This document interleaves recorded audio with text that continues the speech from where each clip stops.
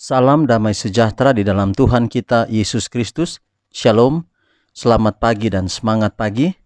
Jumpa kembali dalam renungan pagi kita untuk hari ini 21 November 2021. Dan kita tentunya bersyukur atas semua kebaikan Tuhan dalam kehidupan kita masing-masing. Saudara-saudara, di mana saja saudara berada, mari kita sambut berkat Allah di pagi hari ini dengan penuh sukacita. Dan renungan kita untuk hari ini dengan judul Iman Kita Berkembang Pesat. Iman kita berkembang pesat. Saya ajak kita berdoa sejenak untuk mendengarkan firman Tuhan ini. Mari kita berdoa. Bapa kami dalam sorga, terima kasih untuk semua kebaikan-Mu yang kami rasakan hingga pada pagi hari ini. Kami dapat mengikutinya dengan baik melalui channel YouTube ini, firman Tuhan ini, karena semua adalah kebaikan Tuhan. Sehingga biarlah pekabaran firman-Mu di pagi hari ini dapat menjadi berkat dalam kehidupan kami. Terima kasih Tuhan, inilah doa kami. Terpuji nama Tuhan, dalam nama Yesus kami telah berdoa. Amin. Saudara-saudara, sekali lagi renungan pagi kita untuk hari ini dengan judul Iman Kita Berkembang Pesat. Iman kita berkembang pesat. Dan ayat inti kita 2 Tesalonika 1 ayat 3 dengan bunyi, kami wajib selalu mengucap syukur kepada Allah karena kamu, saudara-saudara, dan memang patutlah demikian karena imanmu makin bertambah dan kasihmu seorang akan yang lain makin kuat di antara kamu.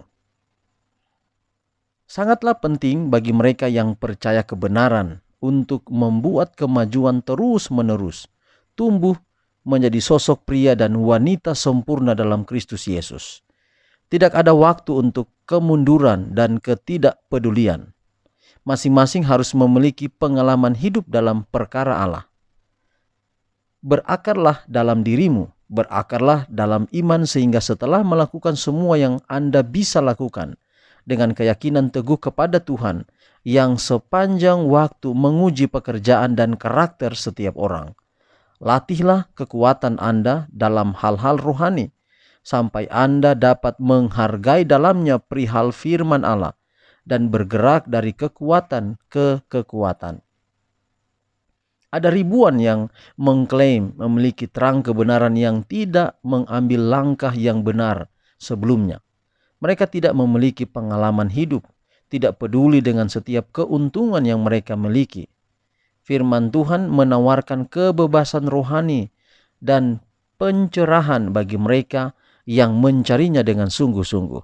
Mereka yang menerima janji-janji Allah dan melakukannya dengan iman yang hidup akan memiliki terang surga dalam hidup mereka. Mereka akan minum dari sumber kehidupan dan membawa orang lain ke perairan yang telah menyegarkan jiwa mereka sendiri. Buah keraguan tidaklah diinginkan. Oh, lihatlah sekelilingmu dan lihatlah kerusakan yang telah dibawa oleh si jahat. Kesalahan dan kepalsuan dan bidah memiliki penerimaan tinggi di hati manusia yang tertipu. Dari abad ke abad, musuh mengulangi ekspresinya dengan kesuksesan yang semakin besar. Karena terlepas dari catatan kehidupan yang menyedihkan, yang telah keluar dalam kegelapan, seperti ngengat terbang ke api, maka manusia bergegas masuk ke dalam tipu muslihat yang telah Dia siapkan untuk menjebak mereka. Langit dan bumi akan berlalu, tetapi firman Tuhan tetap untuk selama-lamanya. Dan iman yang tak tergoyahkan pada firman-Nya adalah satu-satunya iman yang akan bertahan melalui bahaya di hari-hari terakhir.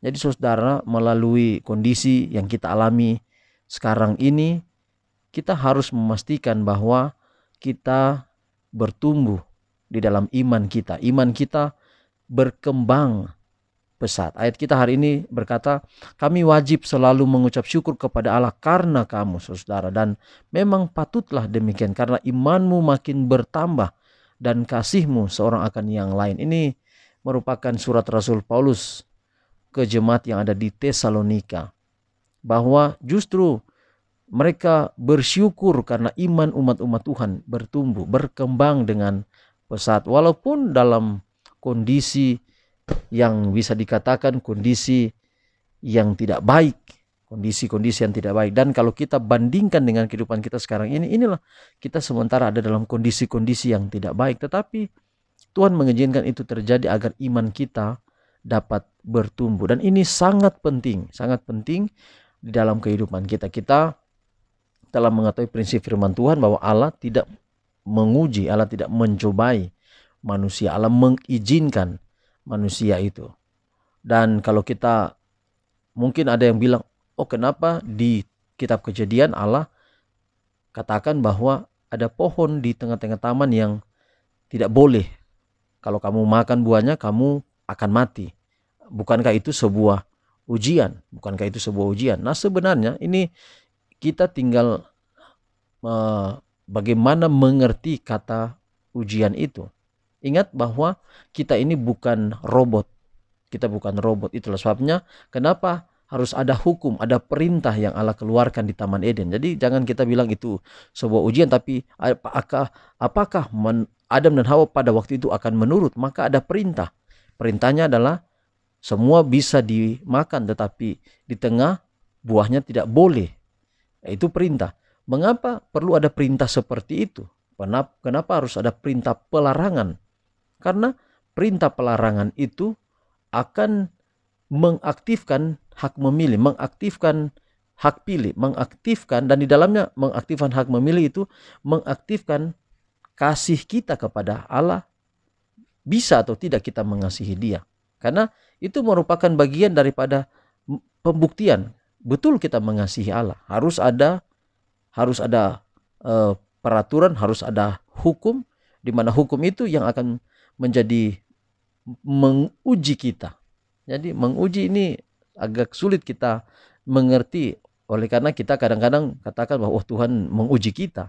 Ya, dalam konteks kitab Kejadian, ketika Allah melarang makanan buah di tengah-tengah taman itu untuk dimakan, itu bukan bagian daripada seperti yang kita pikirkan tentang ujian. Walaupun kita bisa katakan bahwa itu ujian yang berlaku bagi Adam dan Hawa pada waktu itu.